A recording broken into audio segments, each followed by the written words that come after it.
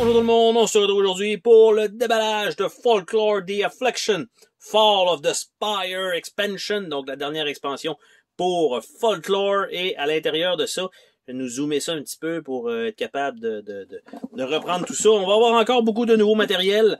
Il s'agit de, c'est le premier printing, mais c'est quand même, ça fait partie d'un bout de la deuxième printing, donc ça va tout être des standees qui vont être fournis. On voit qu'il y a l'air d'avoir encore un paquet de matériel. La boîte, elle est pesante, donc avec beaucoup de nouvelles tuiles. L'histoire continue, donc je m'attends à avoir plein de feuilles de punch, plein de nouvelles cartes, plein de nouveaux objets.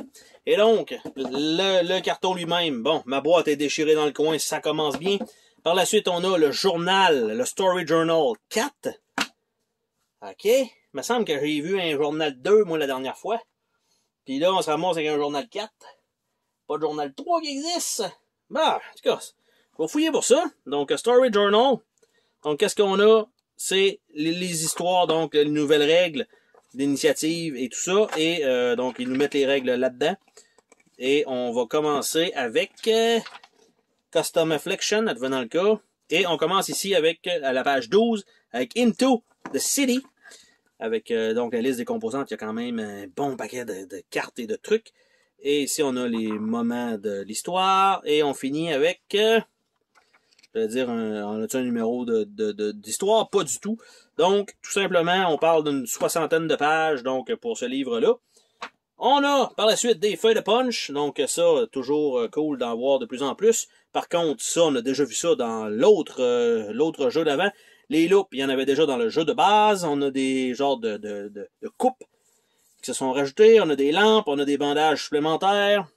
Donc, on a tout ça ici. De l'autre côté, c'est pratiquement que du texte. Donc, pour quand ça va être dépendamment des jetons qu'on pige. Et on flippe ça et on va simplement prendre l'effet, tout simplement. Par la suite, on a ici, donc, Sand Feature, avec des morceaux de bois ici, Hazard Quicksand, donc on a ça. On a de l'autre côté un Hazard, on a l'initiative Board, donc pour l'initiative. Donc ça, je crois que c'était ce qui manquait probablement dans le jeu de base, si je me trompe pas. Donc on a ça, après ça, Barrier of Light, Barrier of Darkness, donc ces jetons-là, et on a ça ici qui est fourni. Donc, me semblait que c'était déjà là, mais non, ça a l'air d'arriver avec cette extension-là pour l'initiative. Par la suite, on a wow, un paquet de jetons, probablement d'effets. Beaucoup, beaucoup de petits carrés à puncher. Donc, ça ici, ça a l'air à faire mal. Et on a, bon, l'autre partie en bas qui est la suite un peu de tout ça. Et de l'autre côté, c'est tout le texte qui correspond aux petits jetons. Donc, on s'entend que, vous voyez rapidement, il y en a du texte quand même de fourni sur ces jetons-là. Par la suite, on a feuille de punch de personnages. Donc, on a des Cutthroat, on a Flesh Constructor, on a Shadow Wisp, on a Crocodile, on a les Djinn, on a Cryptid, Colossal Ooze, ça c'est les genres de boss. Ça, je pourrais pas dire si c'est les personnages. Rogue, Arcanist, ok, tous les personnages Rogue, pratiquement tout ce qui existait déjà dans la version Rogue. Et de l'autre côté, les nouveaux, en fait ça c'est encore des boss, Atomist, Guildmaster, Magma Guardian et tout ça. Guard Dog, Mercenary, Gentleman, Huntress, Viper Maiden, Warlord, Druid et Magus. On a des Ooze, on a des Desert Scorpion qui sont probablement trop gros. On a des Naga, on a des Necromancer, des Sea Singer, puis des Satyrs. Et de l'autre côté, normalement, c'était les personnages, mais dans leur entier. Donc, on les voyait debout, donc en pleine grandeur, même si c'est la même grosseur de jetons. Donc, quand même, pas mal de stock à puncher pour ce jeu-là.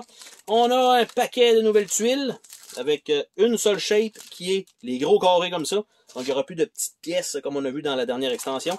On a un paquet de cartes d'événements qui s'ajoutent. On a évidemment des standees.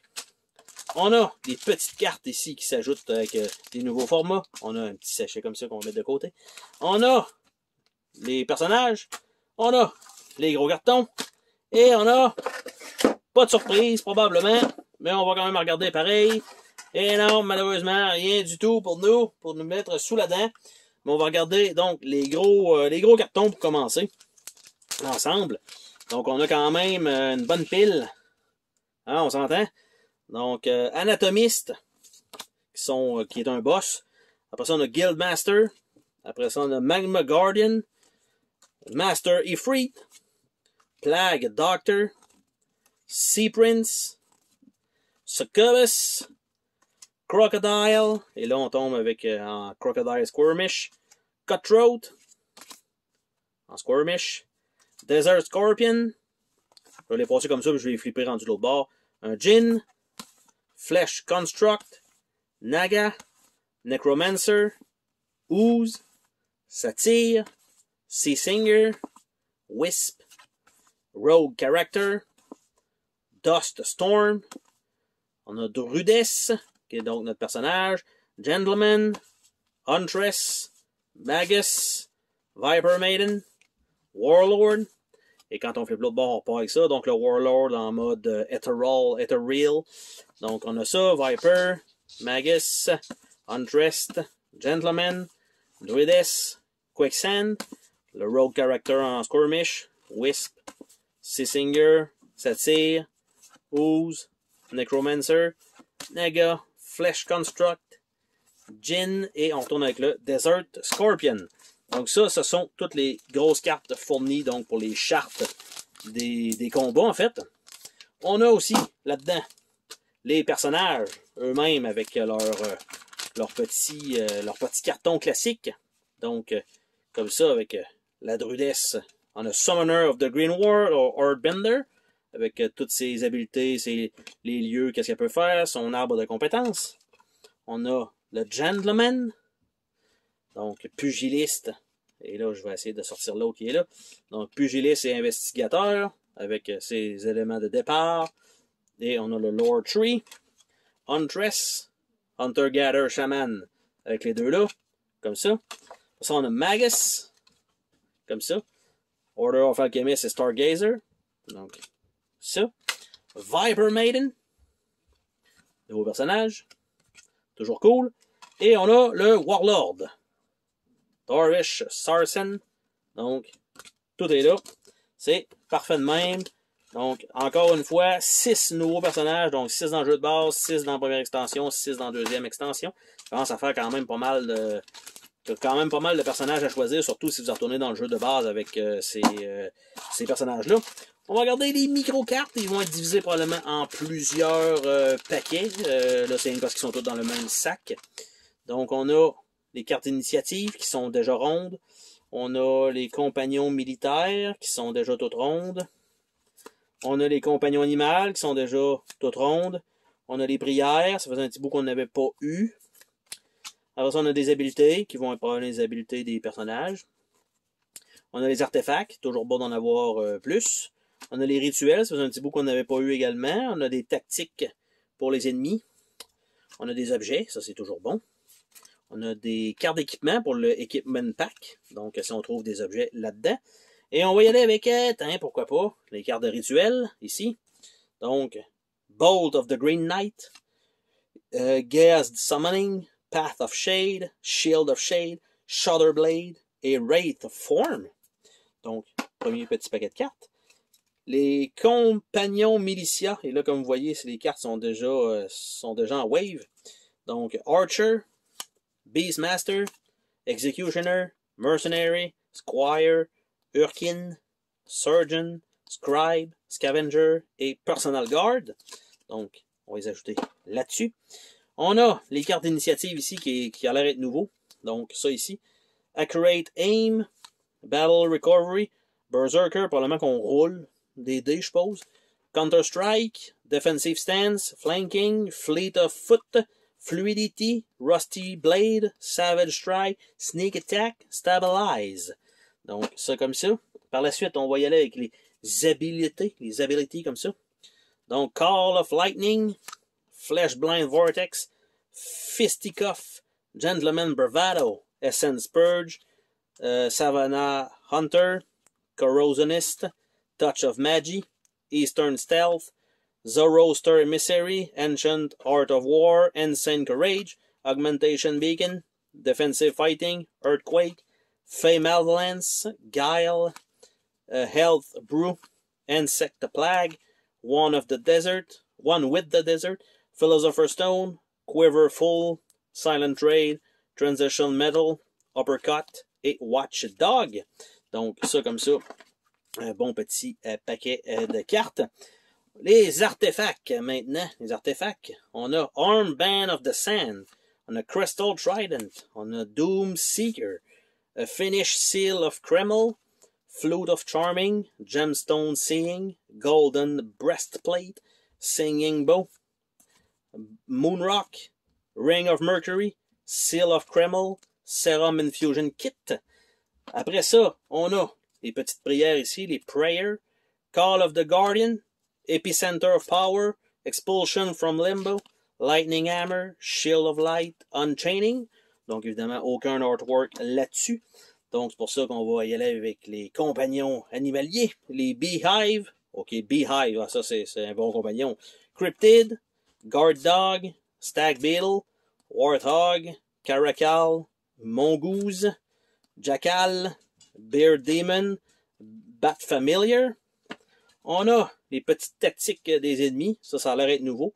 Donc, Coordinated Attack. Donc, ils ont tout un petit, une petite façon de faire. On a une reward dans le bas. Ça a l'air d'être donc des nouvelles cartes. On a des objets ici. Donc, Kopesh, Recurve Bow, Jambaya, Barb Spear, Silver Sickle, Alchemist Bomb, Bowie Knife, Catar, Sandal, Cryptid Bait, Cabastone, Ruby Heart, Falcata, Pendant of the West Wind, Backpack, Fine Leather Boot. Et le reste, pack d'équipement. Donc, il y en a quand même pas mal. Mabinogion Manuscrit, Adderstone, Dream Bag, Harp, Dragon Fruit, Heartstone Ring, Ward Circlet, Anneal Crystal Staff, Heavy Fury Cloak, Robe of the Geomancer, Silver Sight, Magnifying Lens, Cologne, Moustache Wax, Bowler Hat, Fine Cigar, Pipe Tobacco, Leather Vest, Shelag, Poison Frog, ça c'est dangereux, Poison of the Jaguar, Poultice, Ancestral Vestment, Dimensional Totem, Enchanted Bone Necklace, Leather Sack, Tribble Headdress, Emerald Spear, Membelet Dagger Axe, Alchemist Lab, Mercury Sulfur Salt, Vorpal Blaze, Reflecting Lance, Astral Blade, Golden Angle Amulet, Solomon Seal, Telescope, Alembic Distiller, Cold Steel Flange Mace, Icon of Sacred Geometry, Sand Hourglass, Elixir of the Black Lighter, High Shadow, Rune and Sorcerer Veil, Archer Bracer, Bracer Greaves, Serpent Fang Dagger, Vikir Bracer, Vikir Helm, Viper Bow, Viper Scale Mail, Glass Shard of Insight, Dream Salve, Blood Cloak, Explorer Map, Travel Belt, Warhorn, Brass Breastplate, Brass Helm, Brass Shield et Damascus Steel Blade. Ça en fait de la carte, quand même, de la mini-carte. C'est une bonne pile. Voyez ça, là? Hein? C'est quand même beaucoup de nouveaux objets. Beaucoup de more of the same. Ça, c'est toujours un classique. Donc, on ajoute évidemment les cartes d'habilité, tout ça, c'est parce que c'est les personnages qui en ont besoin. C'est déjà indiqué donc dans ces cartons-là. Par la suite, on a une bonne pile de cartes, encore une fois, divisées ici avant de tomber sur les tuiles pour finaliser ce déballage. Donc, on a des Town Events qui ont l'air ça a l'air d'être nouveau. Donc, on en a quand même une bonne pile. Donc, ça, on a ici, d'après moi, ça c'est le... Bon, ok, on a ça, ces cartes-là. On a des Road Events et on a des Off-Road Events qui s'ajoutent. Donc, les Off-Road Events, on a Blocked, Gateway, Repose, Dasha, Deluge, Homestead, Fortress, Covered Bridge, Crossroad, Crossing, Wave, Road Less Straddle, Mud, Fairy Ring, Grit. Et on tourne avec le bloc. Les Road Events, quant à elles, donc on a quand même une série ici. Glitter Dinner, Stag Swamp. Je vais les passer comme ça parce qu'il y a les deux côtés. Donc simplement de faire le tour parce qu'il y a jour, nuit et il y a deux titres. Donc au lieu d'éviter de lire les deux titres, vous pouvez toujours faire une pause dans le cas pour ces très peu de personnes qui vont regarder cette vidéo-là et qui voudraient, par exemple, en faire une version, je sais pas, moi, sur Tabletop Simulator ou quelque chose comme ça, puis vous avez besoin du texte. Donc, ça peut toujours être pratique pour ça, parce que c'est l'entièreté des cartes qui sont fournies dans cette extension-ci pour les Road Events. Après ça, on a ces cartes-là ici, les Caravan of Cannibals. Quand on regarde de l'autre côté, ça nous dit un genre d'événement qu'il va falloir qu'on fasse.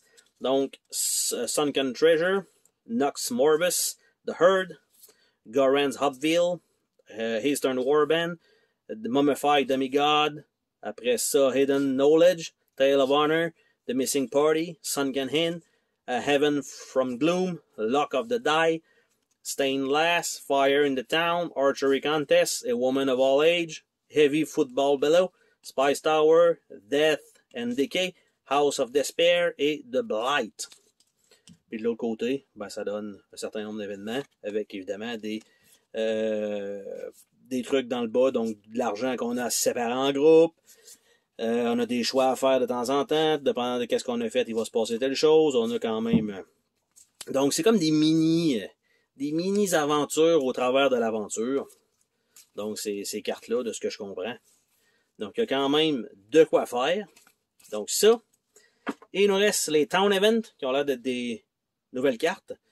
Donc, c'est le même principe, ok, ils sont divisés en deux, Pickpocket, Mug, Wanted, The Boss, Close Call, donc True Fair, Back Alley. True Fair, Back Alley, donc c'est dépendant où est-ce qu'on est, il va se passer, il y a une possibilité de faire deux choses. Donc, tout simplement, je vais pas les lire, je vais juste les passer comme ça. Mais c'est quand même un nouveau, on va dire, un nouveau module qui s'ajoute. Parce que là, si on commence à additionner tous les modules possibles, ça commence à faire un gros jeu quand même relativement complexe avec beaucoup de cartes, malgré que, au final, si c'est juste des choses qui étaient logiques à ajouter, par exemple, les événements de village qu'on n'avait pas avant, ben là, c'est comme quand tu vas dans le village, puis j'ai une carte, puis fais ce qu'il y a là-dessus. Ben ok, fine, c'est correct. Dans le fond, je peux bien te faire ça, mais tu sais, ça aurait dû probablement être à la base dans le jeu déjà inclus. Il y en a peut-être dans le jeu de base, je me rappelle pas vraiment quand j'ai ouvert ça. Mais on a quand même donc la totalité des petites cartes ici qui ont été passées pendant que je vous parlais. Donc on a ça. Et il nous reste les tuiles de lieu, tout simplement. Il y en a peut-être une dizaine, ce qui n'est pas trop pire, quand même recto verso. Normalement, les images sont toujours extrêmement belles pour ça. Donc ça, je vais essayer de rentrer tout ça ici. Ça doit rentrer comme ça. Ça rentrera pas, bien sûr, parce que c'est trop épais pour aller là. Si je les mets comme ça, c'est pas pire. Ces jetons-là, ça va aller là. Donc, les tuiles elles-mêmes, je vais les déplacer ici parce que c'est toujours fourni dans un genre de grand sac Ziploc comme ça. Donc, comme j'ai dit, il n'y a pas de tuiles, des petites tuiles dans l'autre, si on se souvient. Il y avait des tuiles un peu plus petites. Là, c'est vraiment que des giga-tuiles. Donc, Cutthroat Camp avec Urban One Rooftop One. Donc, c'est quand même bien. Là, évidemment, on a le glare dessus, c'est pas important, là, parce que je vous le montre comme ça. Donc, on a Gypsy Camp et on a Urban 2 Chapel avec le reste. Donc, on a ça. On a le Desert Waste. Et de l'autre côté, on a Urban 3. On a le Inar Chasm. Et de l'autre côté, on a Urban 4. On a Sewer Pipe, qui ressemble beaucoup à ce qu'on a déjà vu avant, avec Urban 5.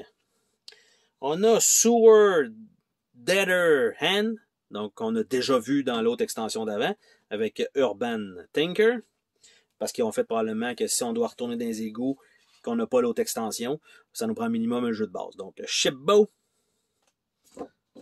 avec Mirror Room. On a le Shipped Aft, donc l'autre moitié, c'est quand même cool. On va pouvoir faire un giga bateau. Luna Surface. On a ici ce qui semble être genre de compo avec un genre de de tour. Après ça, Underwater Coral Palace. On a le Spire Hall avec le Fey Entrance. On a le Spire Sanctum et le Fey Marble Temple. Donc, ça en fait quand même pas mal encore qu'on ajoute. Si on fait le tour, on doit avoir environ peut-être proche d'une quarantaine de tuiles pour les scénarios, ce qui est quand même beaucoup. Surtout recto verso, là, ça commence à en faire. Et ça ici, ça rentrera probablement pas vraiment dedans. Et c'est tout le matériel qu'il y a d'inclus dans cette extension. Sur ce, on se dit à la prochaine pour une autre vidéo. Salut tout le monde!